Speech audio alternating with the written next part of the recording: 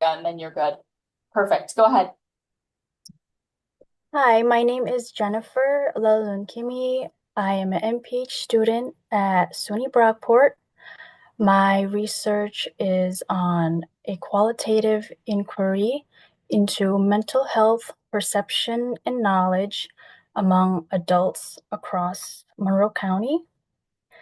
A bit background for this is that mental health can affect many areas of one's health, uh, physically, emotionally, psychologically, and socially. Mental health affects people of all ages and of all racial or ethnic groups, but some are disproportionately affected than others. According to the Center for Disease Control and Prevention, more than 1 in 5 adults live with a mental illness, and over 1 in 5 youth ages from 13 to 18 have experienced mental serious health issues, either currently or at some point in their lives. And according to the World Health Organization, million people worldwide were living with a mental disorder in 2019, which was 970 million.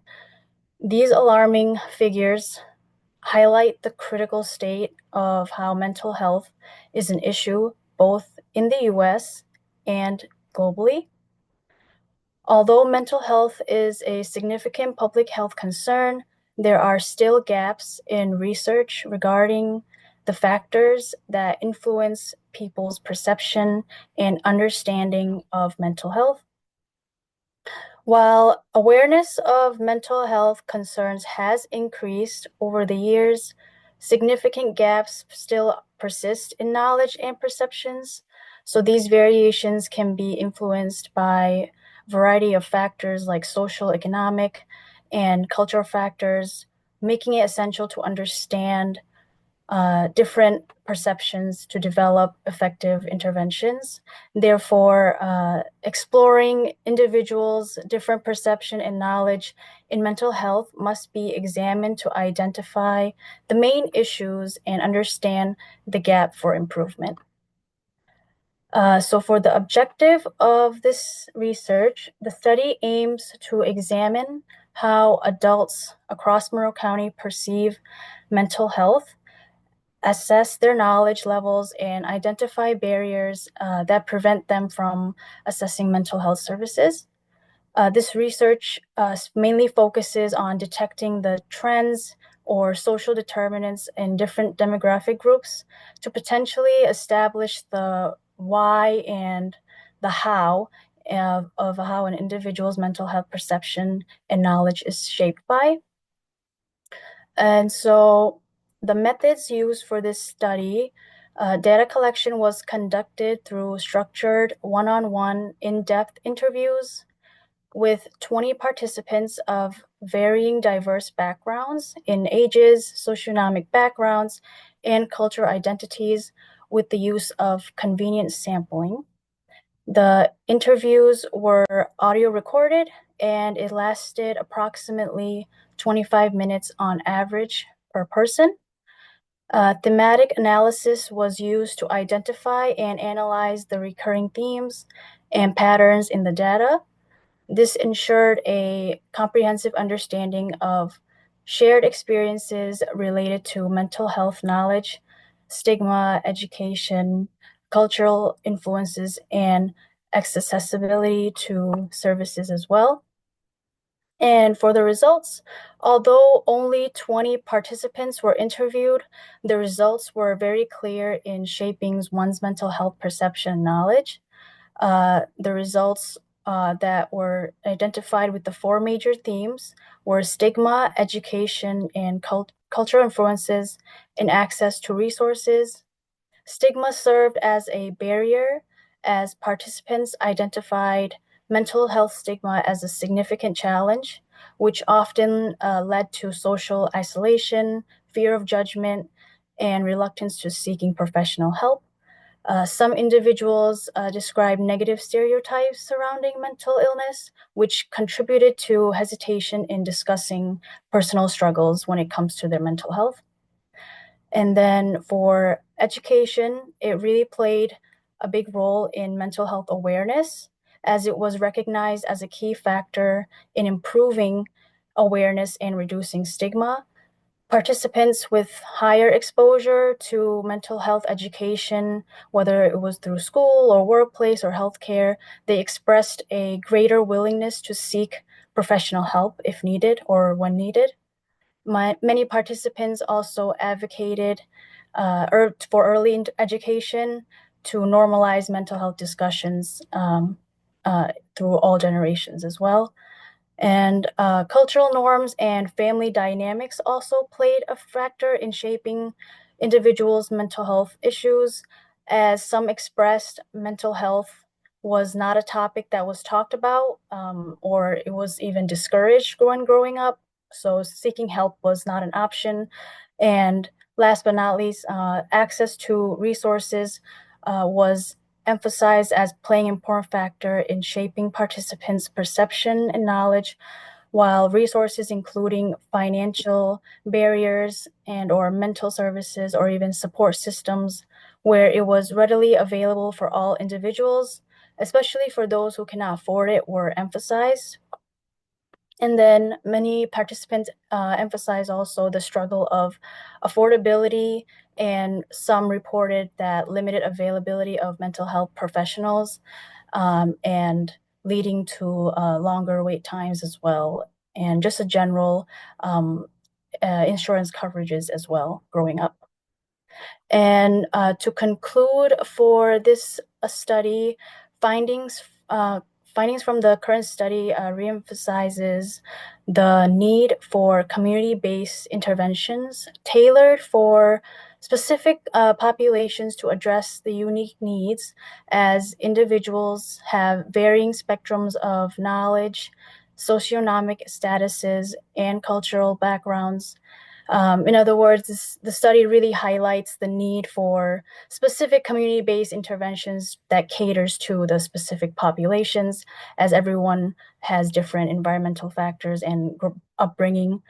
So to ultimately improve mental health perception and knowledge among adults in Monroe County, effective strategies must be implemented, including expanding mental health awareness in educational programs to enhance like stigma or even misinformation. There must be promoting culturally sensitive mental health outreach efforts as well with the community, and then enhancing accessibility by maybe reducing financial barriers and expanding insurance coverages to ensure that all individuals may receive the necessary mental health care or services and support system, which will ultimately lead to better health, mental health knowledge and perceptions for all individuals, regardless of where their background or economic statuses are. And that is all I have for you today. Perfect. Thanks, Jennifer. All right, you can go ahead and stop your share. And then next on my list, I have Christy. Christy, I see you here. Perfect. All right, I'm gonna pin you, and then you can go ahead if you would like to get your screen shared.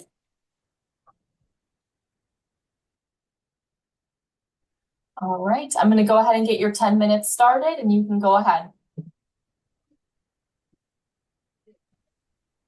Can you all see my screen? Yep, we're looking at it. Looks good. All right, that's good. Okay. All right. Okay. Ethan, do you want to start off?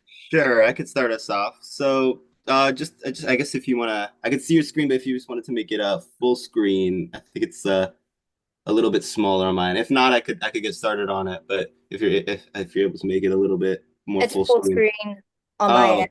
Yeah. okay. Mhm. I just to make sure both of you guys can see it properly. Right now, I'm just seeing like a little. It's cut out a little bit, but if you guys see it well, I could start. Do you guys, the rest of you guys see it well? Yeah, It's a little bit cut out. Yeah, Christy, so this is on Google Slides. So if you just put it into presentation mode, I think if you just hit that slideshow up there at the top, there you go. There we Perfect. go. Perfect. Okay. So just to go into a little bit about our survey, my name is Ethan Kupferberg, and I worked with Christy in regards to our survey where we talked about interprofessional relationships and masking behaviors in adult women with autism spectrum disorder. And just to introduce our topic a little bit, is just to go into a little bit more depth, masking in this context refers to behaviors where autistic individuals hide or suppress aspects of their identity, like avoiding stimming, mimicking neurotypical behaviors, or suppressing emotional expression to fit those societal norms that we're all familiar with in daily life. Masking is especially common when it comes to women with ASD and often leads to misdiagnosis or delayed diagnosis. Research has shown that these individuals may not receive adequate services or recognition of their needs because of their masking hides visible traits of their autism. And despite this, there's significant gap in the literature when it comes to understanding how masking interacts with interprofessional relationships in women. And our study essentially aims to address this gap and contribute to a more inclusive understanding of the autistic female population and experience in regards to that masking aspect. So just to go into a little bit about my aim here. So the main objective of our study was to explore how different interpersonal relationships affect the frequency and severity of masking behaviors in adult women with ASD. Our goals were to raise awareness about the social and emotional toll of masking, promote neurodiverse friendly environments, and identify possible psychological as well as social outcomes. And ultimately, we hope that our findings will guide a better diagnosis, practices, and support systems that acknowledge and validate the experiences of those autistic women and how make them feel more comfortable throughout their daily lives and validate their experiences. So now to go into a little bit about our methods. To start off, we investigated the patterns. We concluded a mixed methods study using non-experimental design. Our data was collected through an online Qualtrics survey, which was comprised of 18 questions, which included a Likert scale rating, single and multi-select questions, as well as open-ended responses. Participants were recruited through social media platforms such as Reddit, Facebook, as well as through word of mouth and physical flyers posted in community spaces. And majority of our participants came from Reddit because we sent out a initial letter asking them if we could post in their subreddit, and we got the approval from there, and then we got most of our participants from there. However, we also did post on Facebook as well as some spaces around the campus. And the survey remained open until we reached our target sample size of 46 individuals. However, only 23 respondents met full inclusion criteria and submitted complete data. So our inclusion criteria required that participants identify as women, be between the ages of 18 and 35, and have either a professional or self-diagnosis of autism spectrum disorder. In addition, all participants also had to demonstrate experience with masking behaviors. To ensure the privacy, the survey was also anonymous, and identifying information from the screening questionnaire was removed during the analysis. And our independent variables focused on the social relationships, such as close family, extended family, friends, coworkers, classmates, authority figures such as bosses, and et cetera, et cetera. And dependent variables measured how often and how intensely participants engaged in masking behaviors while working with or within these environments with these relationship types. So just to go in depth a little bit more about our aim again. So our main objectives were to identify in which relationships and settings masking most commonly was experienced and raise awareness about this masking and the effects on its mental health. So from there on, I'm going to pass it off to Christy to explain our data more in depth. Okay, thank you, Ethan. So our quantitative findings demonstrate that masking is highly context dependent, varying not only by social setting, but also by relationship type. We saw that masking tends to be more intense around authority figures, but more frequent within close family relationships, highlighting the emotional labor involved when authenticity is most at stake. We also found that increased masking is strongly correlated with lower comfort and perceived acceptance. So these findings align with our qualitative data, which brought rich personal narratives to the surveys.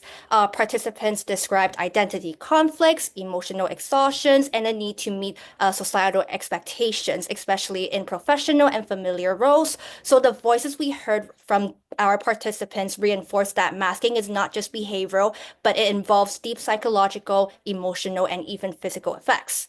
So clinically, this calls for a more compassionate and individualized approach. There is a clear need for support systems such as counseling services, identity-focused therapy, and safe spaces where neurodivergent individuals can feel truly seen and accepted. So we also have some limitations of our study, including the small sample size and the constraints of analyzing our qualitative data without follow-up. But still, we hope our research contributes to the growing conversation around autism, masking, and relational dynamics, especially in undeserved populations like women with ASD.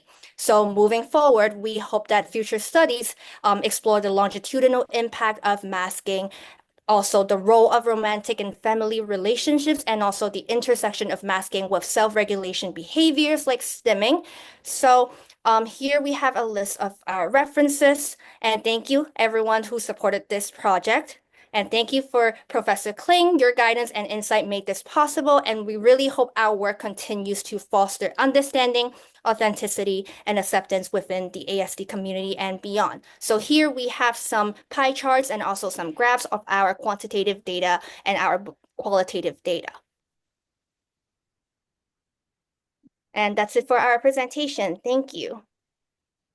Great. Thank you, Christy and Ethan. This was wonderful. I'm going to go ahead. If you want to stop share your screen, you're all set. And I'm going to just remove the pins. All right. Next up on my list, I have Jasmine Martinez. I'm not sure if I see Jasmine here. But Dayana, I do see you here, and I know you're listed as a co-presenter. Is it just going to be you today? It will be me and Julia. Okay, Julia, perfect. Sorry, I missed that. It's okay, no worries. All right, if you want to go ahead and get your screen up, I can go ahead and get the recording started, and you guys can take it away. Sounds good. Let me just pull it up. Okay.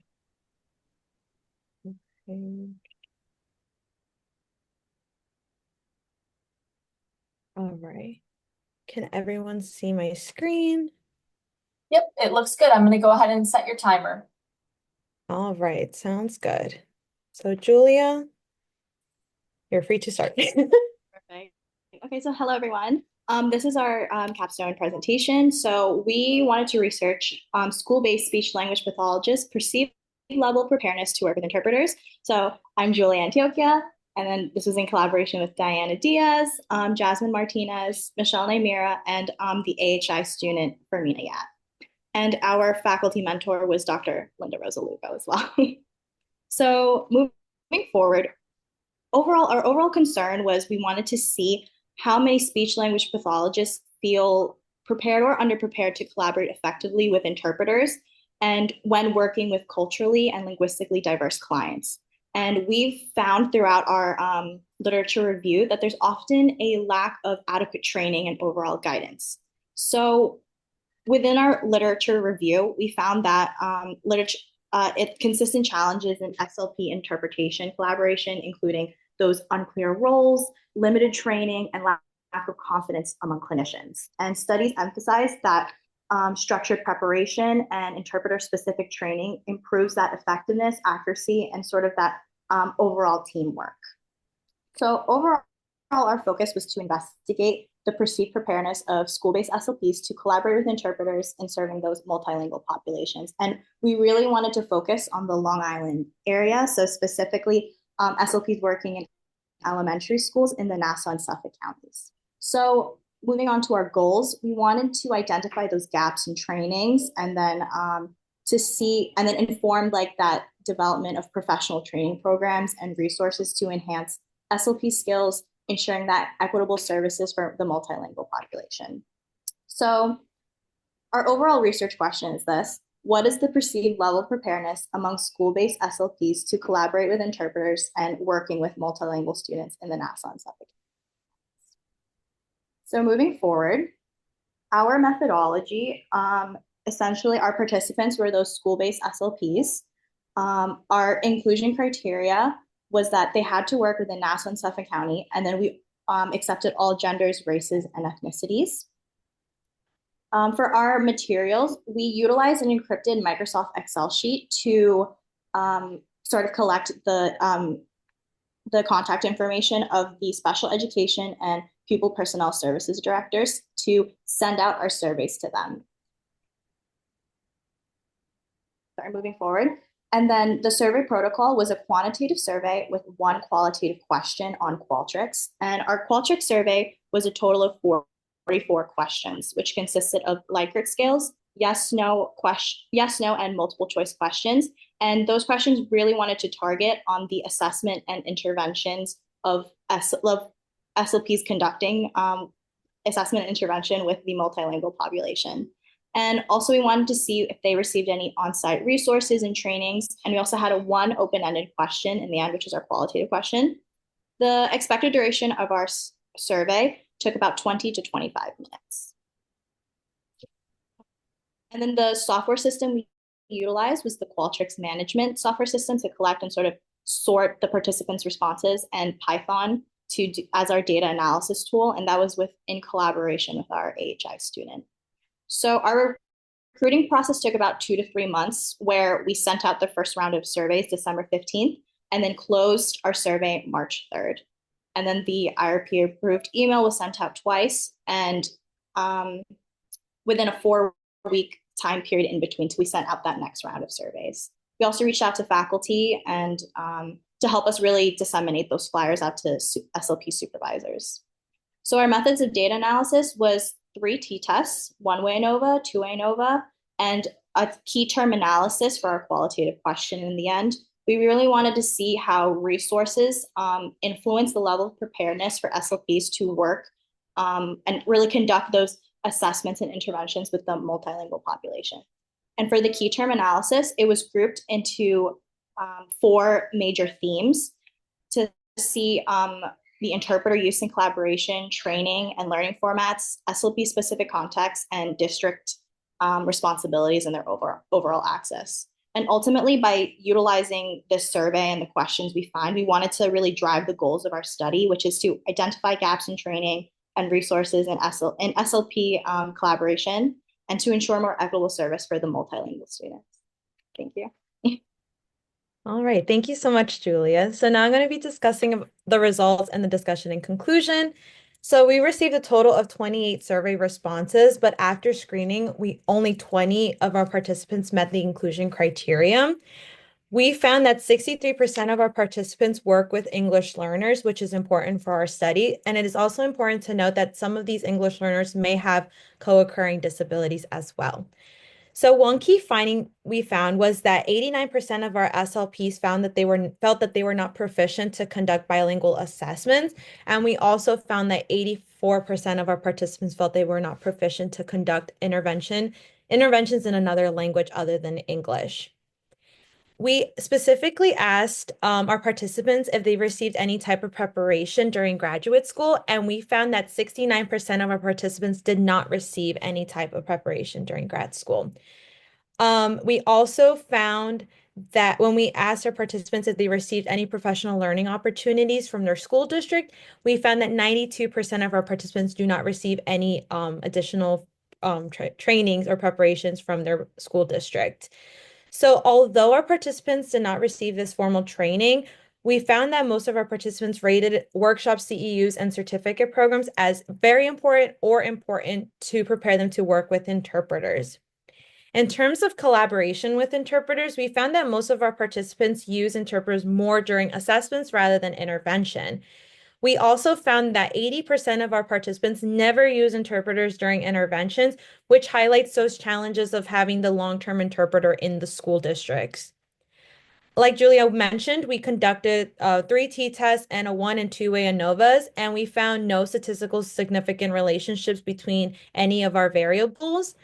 And finally, in our qualitative analysis, themes emerged around the need for structured training, clear protocols, and easier access to qualified interpreters.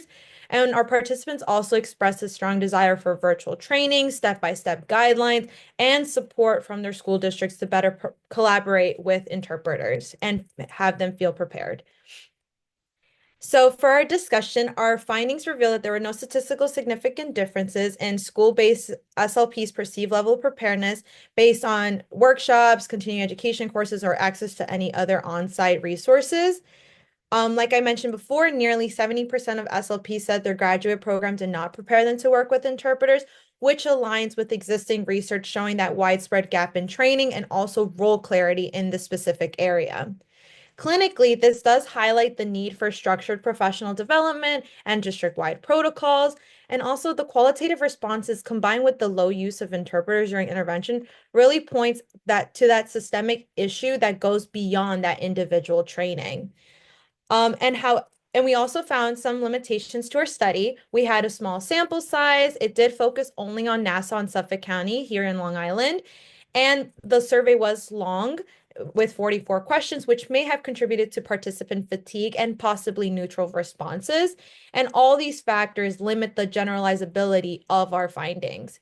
And for future studies, it's very important to recommend like expanding the sample to different geographical regions, maybe having focus groups, interviews to have more rich qualitative data, and also narrowing the study scope to either an assessment or intervention to better isolate variables related to interpreter collaboration. So in conclusion, although our data did not see any statistical significant results, it revealed that there were SLPs that did not feel prepared to work with interpreters, and it shows the need for more support, training, and infrastructures in the school districts to facilitate effective collaboration with interpreters. And this is just to ensure that we're providing equitable, accurate, and culturally responsive services for multilingual students. So this is our presentation. So thank you so much for your time. And that concludes it. Thank you. Thank you so much. All right, I'm gonna go ahead and remove the pins here. And next up on my list, I have Julia, but I don't know if I see Julia. I do see Samantha, and I believe I saw Ashley. Is that correct? Perfect. All right. So Ashley and Samantha, if you want to go ahead and get your screen shared, I will go ahead and get you folks pinned up to the top here. Great, thank you. No problem. Ashley, would you like to share or would you like me to? I can try. I'm not too good at it, but I can try it. Okay.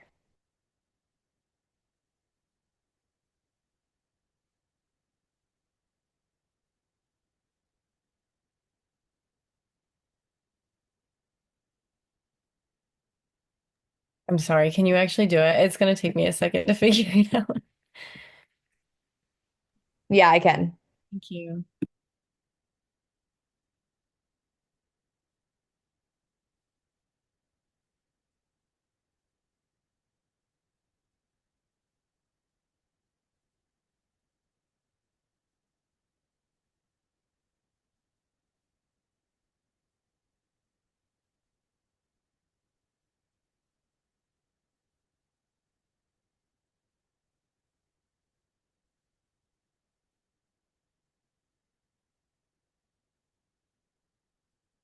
Perfect. This looks great. I'm going to go ahead and get the timer started for you guys. Okay, thank you so much. Okay, so this is our project that we conducted with the Speech Language Pathology Department at Stony Brook. It is called Perception of Burden in Caregivers of Patients with Alzheimer's Disease with and without Speech Language Pathology Services. So myself, Samantha, and Ashley are going to be presenting, and on the top here are everybody else who participated in this project, as well as our faculty mentor, Dr. Renee Fabus. So just a little introduction into our project. We defined caregiver burden as financial, physical, and psychological consequence of caring for an adult with a disability, also from George and Gwither. And research has shown that caregivers of people diagnosed with Alzheimer's disease often experience significant emotional, mental, and financial implications. And according to Lonzi et al., speech-language pathologists are widely known to work with individuals diagnosed with Alzheimer's disease, with a focus on enhancing communication and maintaining functional living for as long as possible. Also, according to Lanzi et al., this topic is important because the prevalence of Alzheimer's disease is expected to triple over the next 30 years, causing a greater need for specialized speech language pathology services. And while research has found that general educational interventions can reduce levels of caregiver burden, there is seldom literature detailing the effects of speech language pathology specific interventions. So, this present study offers an in-depth examination of the degree to which speech language pathology services can help alleviate caregiver burden among those caring for people diagnosed with Alzheimer's disease. Results may inform on how professional services and supports influence stress levels and emotional well-being. So, for the aim of our project, we aimed to examine perceptions of caregiver burden across carers of those with Alzheimer's disease and how these perceptions differ amongst caregivers of patients who have received these types of services versus those who have not. Our aim was to inform on how professional services and supports may influence stress levels and emotional well-being, as well as how this can contribute to an understanding of how speech language pathology services can help alleviate caregiver burden among those caring for people diagnosed with Alzheimer's disease. So our research question is, how do perceptions of caregiver burden differ in caregivers of Alzheimer's patients who have received speech language pathology services versus those who have not? So, for our methods, our population was caregivers for individuals with Alzheimer's disease, and our inclusion criteria included English-speaking individuals, as well as those who are a caregiver for an individual with an Alzheimer's disease diagnosis, and they had to be 18 plus years of age.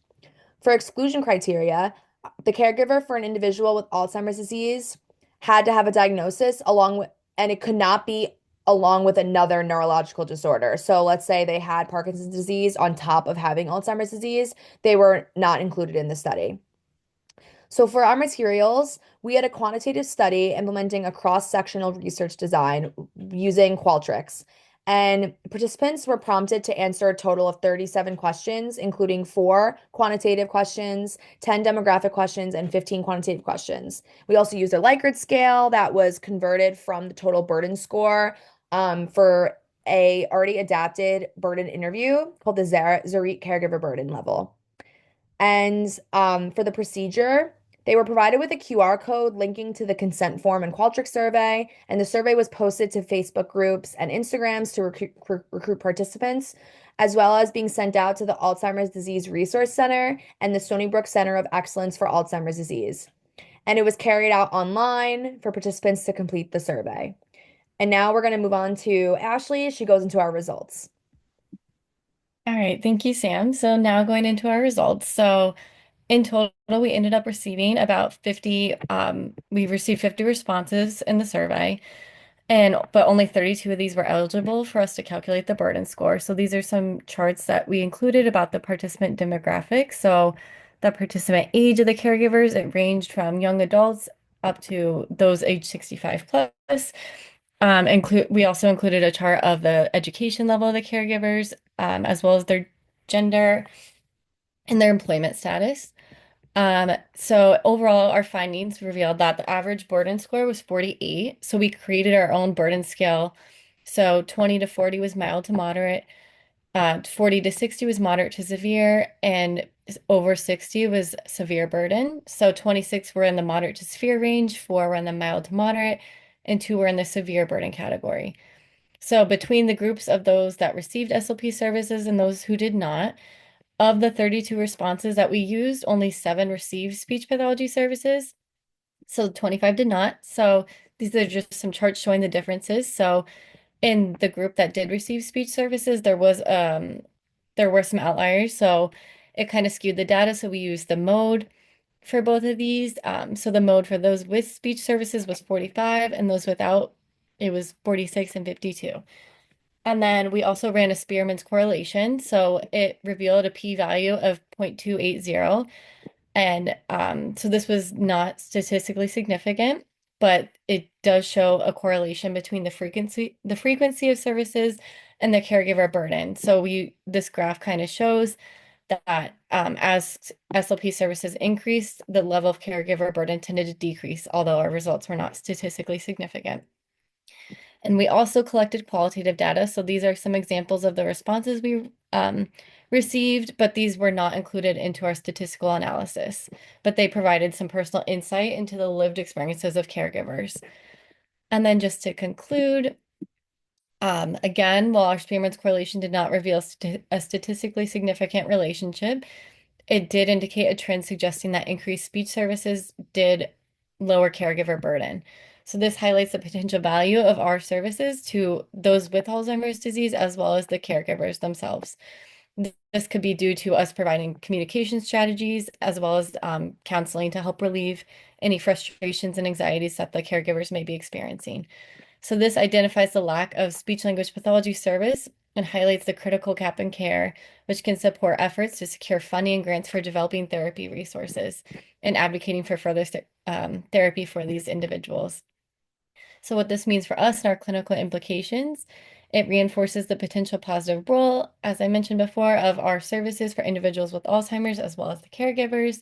It emphasizes the need for advocacy for increased services, and it also highlights the importance of providing comprehensive caregiver education and training as a part of our services. So providing communication strategies as well as providing appropriate resources. So some limitations of our study. We did have a limited sample size, so only 6 of the caregivers that did our survey did receive speech services. Our study design, it did not gather information on the overall duration of services received over time. We also we obtained qualitative responses, but we did not use them in our analysis, so this might be good for future research to include. Our survey type, it was an online survey, so with an older population, it may have resulted in some accessibility challenges as well as survey fatigue. The caregiver professional background was not collected, which left us unable to determine if educational experience influenced the overall level of burden. And lastly, our variability in speech language pathology services received was not controlled, like the type, the quality, and the provider training. So overall, this was our study, and thank you for listening. Great, thank you so much. All right, I'll unpin you folks here. And then up next on my list, oh, let me stop the timer so that doesn't start going off in our ears here.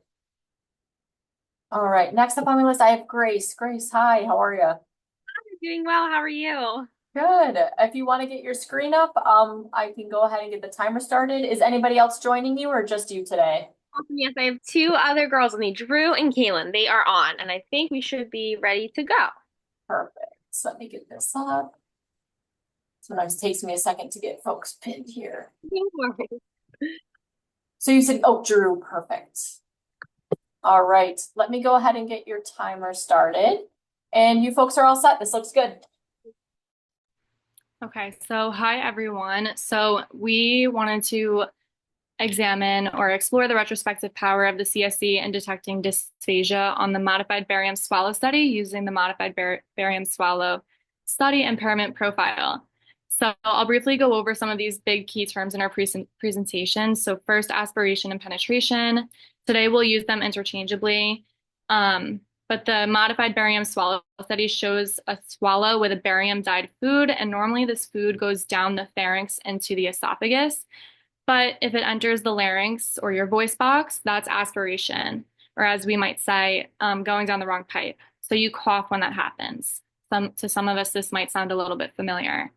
So we have the clinical swallow exam, or the CSE, and it may look like we're just watching someone eat when you hear of a CSE, but SLPs are trained to spot these red flags for dysphagia, such as coughing or a wet vocal quality or food lingering in the mouth after, also known as oral residue.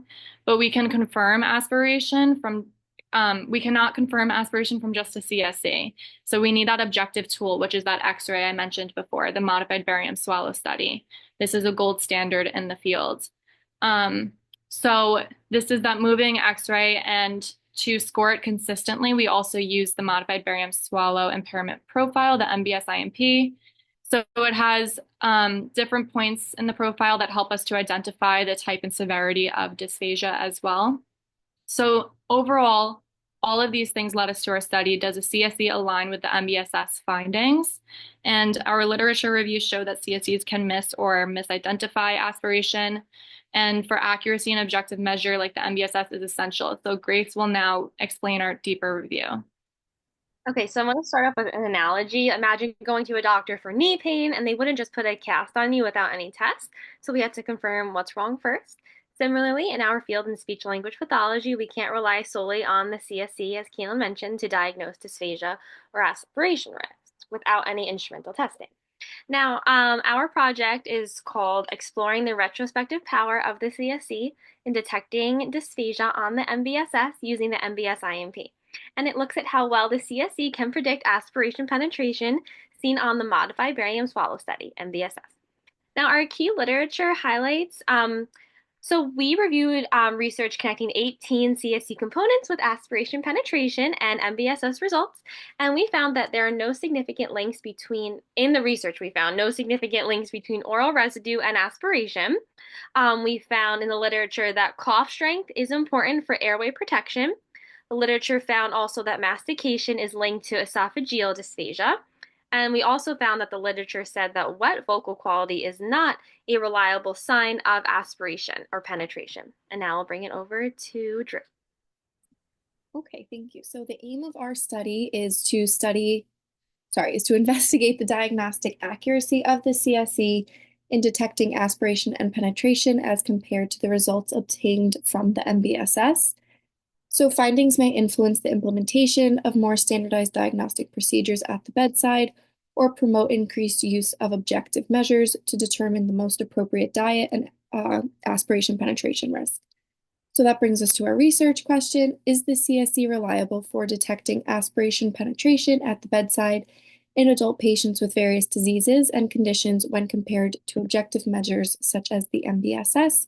And now Grace will get into our methods. Okay, so for our methods, the constructs that we measured were swallowing efficiency and safety.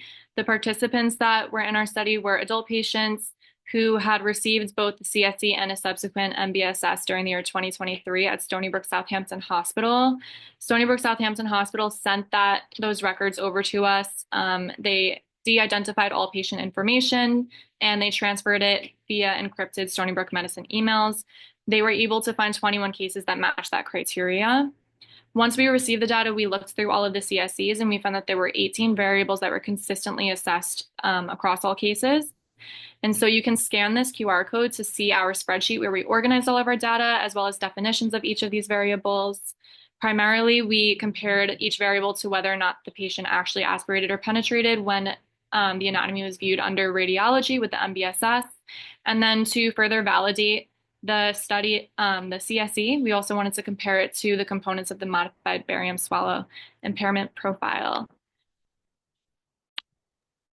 So now for our data analysis, we performed inferential analyses using chi-square tests, one-way ANOVA, and multi-way ANOVA. And our findings from the analysis reveal that one component, oral residue, approached significance with a p-value of 0.0537, suggesting a possible relationship with aspiration or penetration. And then our results found all other of the CSE components did not show statistically significant correlations with the MBSS results, as though those p-values were all greater than 0.05, meaning not significant. Now, the results of the inferential statistics, which are the chi-square, the one-way ANOVA, and the multi-way ANOVA test, all showed that there are no significant predictive values from the CSE when compared to what actually happened and was seen on the MBSS. And you can see in our chart under the results section, all of those components exceed far beyond that dotted line, and that dotted line represents significance, so they all were not significant, except oral residue, which approaches the line, and you can look at the key for your reference.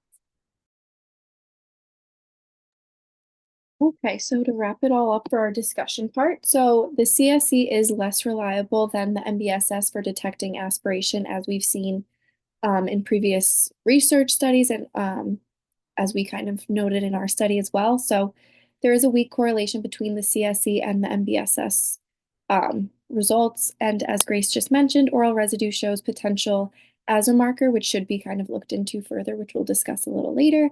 And standardization is needed to kind of improve that reliability given the subjective nature of the CSE.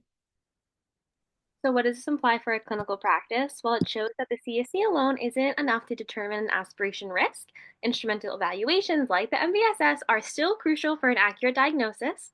And with that, we recommend that SLPs in the future receive training on the limitations of the CSE. We recommend efforts to standardize the CSE protocols for more consistent outcomes. And finally, we recommend that future research should continue to explore oral residue as a potential predictor of aspiration or even dysphagia, ideally with a larger sample size. Okay, and for limitations, we did have a smaller sample size as we mentioned, so it was harder to get it's more of a general idea. So for future, as we had mentioned, kind of a larger sample size would definitely help out. There was also some missing demographics and medical history that could have been essential in our study because some things like sex, race, socioeconomic status do contribute to swallowing and aspiration risk.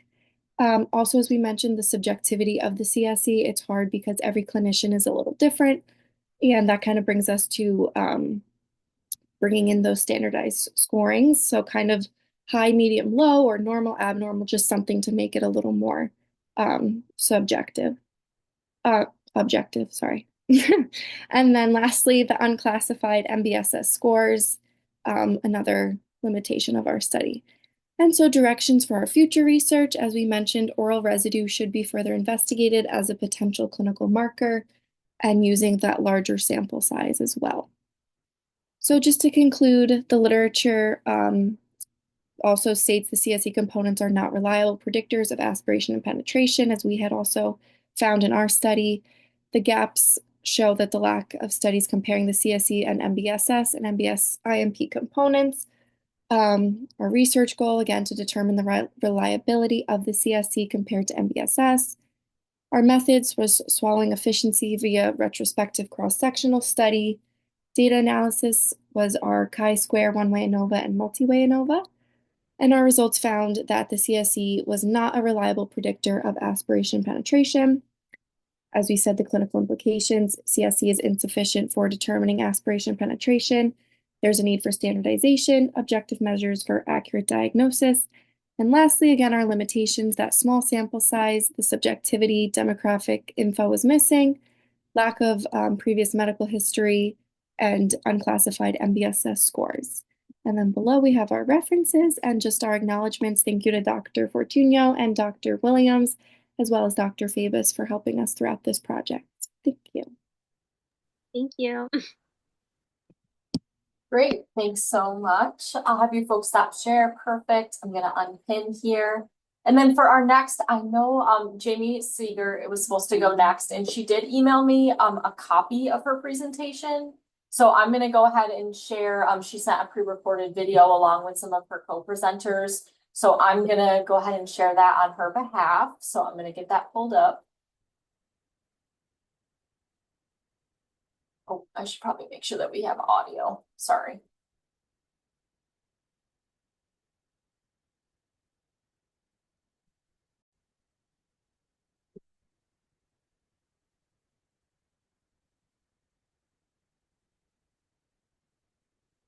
Good afternoon. We are occupational therapy students from SUNY Downstate Health Sciences University, and our research project is clarifying the occupational therapist role in families' NICU transition to home planning and process. Our faculty advisor is Dr. Bridget Desport. The experience of having a medically unstable baby placed in the NICU immediately after birth brings feelings of immense grief and anxiety to parents. Parents have reported a lack of resources regarding the long-term development of their infant, financial struggles after prolonged periods in the NICU, as well as external stressors such as caring for other children and medically challenges that they face themselves. Given these challenges, it is essential to consider models of continuous care of parents and their preterm infants after their discharge from the NICU. The purpose of this study was to collect information about how occupational therapists are involved in the NICU to home transition planning and process at their facilities.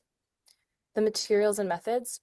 Participants were 18 fluent English-speaking occupational therapies working in the OTs working full-time. Oh my God. Jamie started laughing. I just totally screwed that up. Oh my God, you guys, I'm sorry. Thanks. Oh, yeah, I paused it. Okay. Where you can pick up? No, because I can messed up the slice it. front too. I messed up like the beginning of it too. I messed up the front of it too. I just kept going with it. Okay. All right, guys, I'm serious now. Sorry.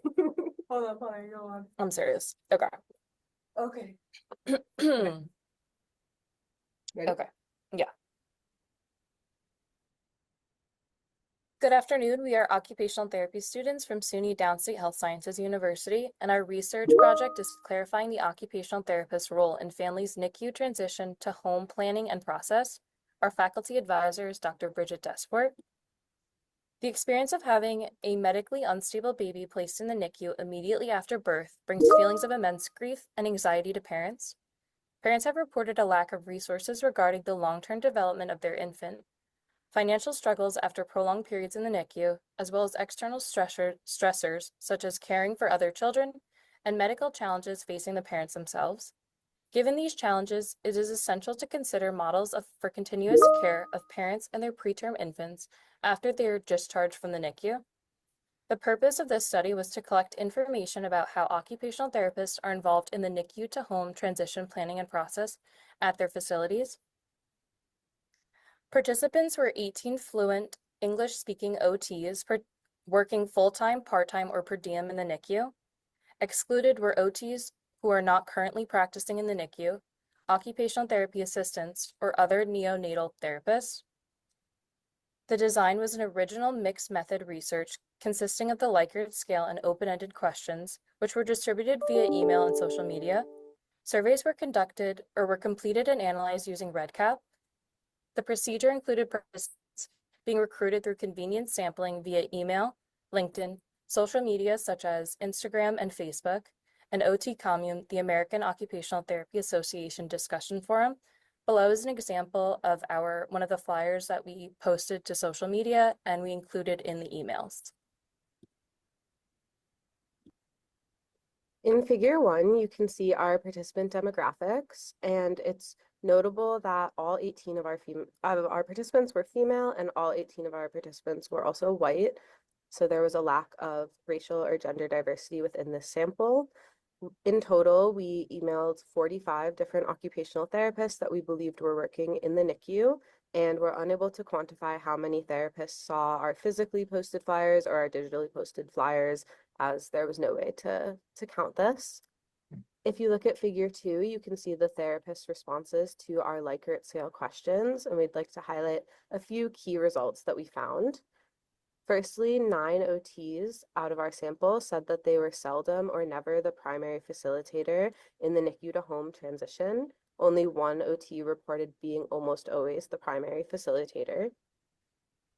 Next, we noted that 10 OTs almost always collaborated with nursing staff during the transition process, and this demonstrates that this period of time of care is very interdisciplinary and collaborative among professionals. 12 OTs also stated that they provided one-on-one parenting sessions on how to care for their babies in the home, demonstrating that OTs are uniquely educated and trained on how to support both parents and babies during this transitional time. We also saw that OTs never or seldom conducted home assessments to ensure a safe environment for a baby transitioning from the NICU to home, and this identifies a gap in care that could be filled by occupational therapists. Overall, the quantitative results indicated that OTs are currently providing one-on-one sessions with parents prior to their departure from the NICU, yet they are seldom the facilitator in this transition to home, and they never conduct home visits or assessments to determine safety while at home.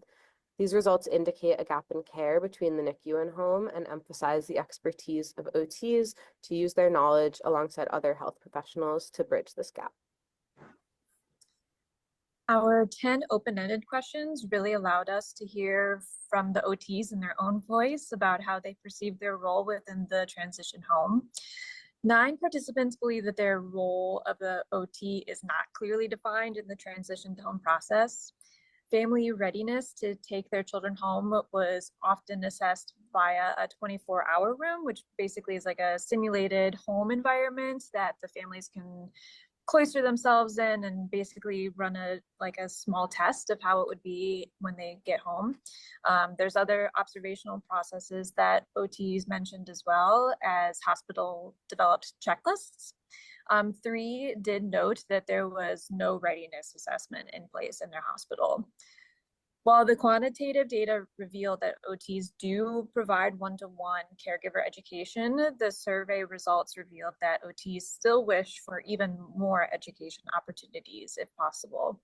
7 OTs stated that they want to play a more active role in the post-discharge follow-ups with the families, either via telehealth check-ins, home-based treatments, or follow-up clinics. Participants noted that they would wish for a, quote, more standardized assessment, while another hoped that a specific NICU to home therapy program could be developed. Additionally, 11 OTs noted that there's no current measurement in place to determine the effectiveness of the NICU to home transition. Going to the discussion portion, OTs in the NICU desired to have a more clearly defined role and stronger presence in the discharge process. They also would want more transition-related resources and tools to support the OTs themselves, the caregivers, and the babies. This includes a universal tool with defined roles for OT that include procedures and a detailed checklist. From our results, as previously stated, we revealed that OTs rarely are given opportunities to collaborate with outpatient services and do not complete home assessments. Similar limitations exist in providing classes versus one-on-one instruction, which include difficulty in coordinating family schedules, potential cultural differences and distrust in medical team, as well as language barriers and staffing concerns. We see an overarching theme that OTs contain a certain skill set that can be beneficial in this transition process and be implemented if given a bigger role to help bridge any service gaps. So in conclusion, the objective of this research study was to collect data on the roles of OTs in the NICU, specifically their involvement in the NICU to home transition planning and process at their facility. Following this phase of the study, insights from current NICU occupational therapists will be used to determine if the family-directed NICU transition form, which is formally referred to as the NICU transition contract, could be integrated in both transition planning and process where OTs are more closely involved on taking the lead. The data collected in the present phase was analyzed and helped us better understand the current roles of OTs. The FDNT form could be a universal resource that occupational therapists use in taking that lead in the transition process from NICU to home. This FDNT form differs from a standard NICU discharge checklist by adding and highlighting OT principles such as developmental milestones, family support services, and more. This can help bridge any gaps in service and possibly minimize the load of nursing who are currently the primary facilitators in this process. Overall, we hope to see OT taking a bigger role and possibly being a primary facilitator in the NICU to home transition. Thank you for listening, and I hope you have a great rest of your day.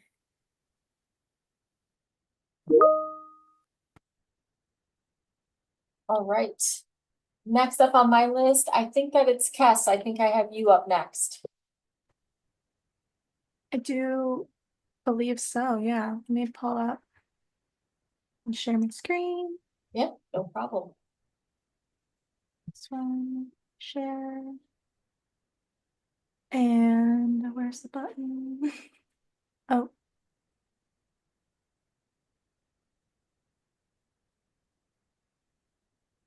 Oh, that's the other one. Display settings, swap. There we go. Now, can you see it?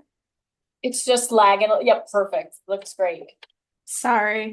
No, you're fine. I do it all the time. All right. I'm ready when you are. Oh, yes. I don't even need a timer for you. You can just go right ahead. Sweet. All right. Hello, everyone, and good afternoon. My name is Kes Stefanik. I am a liberal studies graduate student at SUNY Empire State. I specialize in documentary photography and grief studies. Today, I will be discussing grief and young adult culture and where the data can be found. Grief is experienced by everyone in different capacities, but when it comes to young adults specifically, there is a lack of understanding, a lack of support, and a lack of research. And I'm going to be going over why this is an issue and how we could possibly fix it. So, over the years that I've been doing the research on young adult grief specifically, I have focused on the ages between 18 years old and 30 years old, as this group of people typically understands how death works and how death is experienced by the people that it happens to, but they don't necessarily have an understanding of how death affects them as a secondary person. And this is a very transitional age group where they will be experiencing new or first jobs, new or first serious relationships, choosing to continue education after high school, and moving out of family homes. Now, the intended original research that was supposed to be done was looking at academic studies and how they gather data and how they see the common themes that can be expressed and discussed throughout young adult grief. And it turns out that in researching young adult grief culture, I found more results on young adult grief in self-help books and on social media than I did in academic research studies.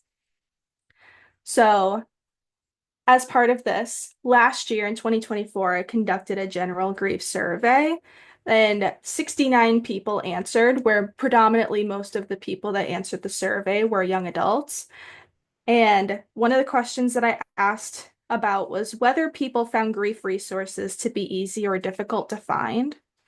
And out of the 69 people that answered, 29% of the people said that the resources that they were looking for were difficult to find, and 36% said that whether they found the resources or not, they didn't use any. And it made me think about how accessible these resources were to other people and how, like, where they could find them. So one of the graphics that I have on my poster is from a company called Illuna, where they specifically do grief and addiction group therapy sessions for children's, teens, and families. But under their page that says it is dedicated for people between the ages of 18 to their mid-20s, the highlighted resources bring you to pages for children who are anywhere between toddler ages, like 3 to 5, up to the ages of 14 to 17 years old. I also decided to look at the ways that young adult grief is discussed amongst themselves, amongst their peers and like members. So I took to anywhere else that anybody could possibly go, which is the internet. And I went through about 200 posts each for Instagram, Facebook, and an online forum called grieving.com. And I'm going to go through the common themes that I found with each of them. There are not 200 themes. I am just going over the generals. For Instagram, the most common themes that were discussed were losing a parent, losing a sibling, feeling disconnected from their peers, making big life decisions without the guidance of their deceased loved ones, using social media specifically for sharing their grief, sharing quotes about grief that they related to, and most of the posts that I found on Instagram were to be videos. On Facebook, the themes were a little bit different, where I found the common themes were mostly looking for support groups or advertisements for support groups that were being created. And many of the support groups that were shared on Facebook were directly geared towards college students. And some of the other themes that were on there were still not feeling like themselves or not being able to relate to their peers and sharing photos of people comforting each other, as most of these photos and most of these posts were strictly status updates or photos with text.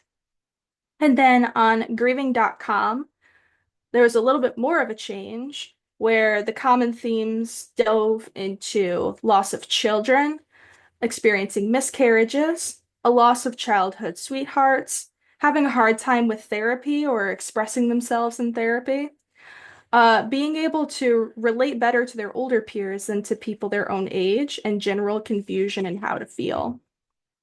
From this information, I decided to look into the resources that were created by young adults themselves in order to cater to their needs, since it seems that there was a lack of resources that they could find. So I have two sources. One of them is a book called The Dead Moms Club by Kate Spencer. She wrote a book about her experiences with grief as she lost her mother when she was 27 years old. And her common themes that she discussed in her book were feeling angry with not having a mother when she was in a place and a time where she still needed a mother to help take care of her, and discussing that she was barely even thinking about getting married, much less having children when her mother died, as her mother was her age when her mother had passed. The other resource that I found, which is a book and a podcast of the same title, is called Good Morning by Imogen Carn and Sally Douglas. They both lost their mothers when they were in their mid-30s. However, their book and their podcast both dive into discussing all things grief and will specifically cover topics related to young adult grief. And many of the common themes found in their podcast and books was feeling envious of people still having their loved ones at their age, being told that if they lost a child, they were still young enough to try for new children. The same going with if they had lost a young partner, they were still young enough to find a new one. Experiencing marital and relationship problems or relationships ending over the loss of a child. And overall, again, the general misunderstanding that peers do not understand the things that they're going through. Now, I found it interesting that even with the young adults experiencing grief and creating their own resources for it, there still isn't enough information to fill the gap of the resources that can come from more institutionalized places, as the lack of results poorly affects the well-being of young adults, and the existing resources that are out there don't seem to cater to their needs. And the general lack of understanding adds to the gap and aids in poor societal expectations of what people expect young adult grief to look like. And in conclusion, I believe that the data in young adult grief is found in the resources created by themselves, but the lack of formal academic research can be more helpful in creating more sound resources in institutionalized places such as hospitals and mental health facilities. So I thank you for coming to my presentation, and I hope you all have a great day. Perfect. Thanks so much, Cass. All right. I think you were our last one for today. So now, for folks just in the room and for you too, Cass, you're welcome to go back to the main room if you want to join in any of the sessions that are still going on. You can also hang out in the main room and wait for the conference close. Otherwise, you're free to leave and have a great rest of your afternoon and a great weekend. Oh, thank you so much. Yeah, no problem.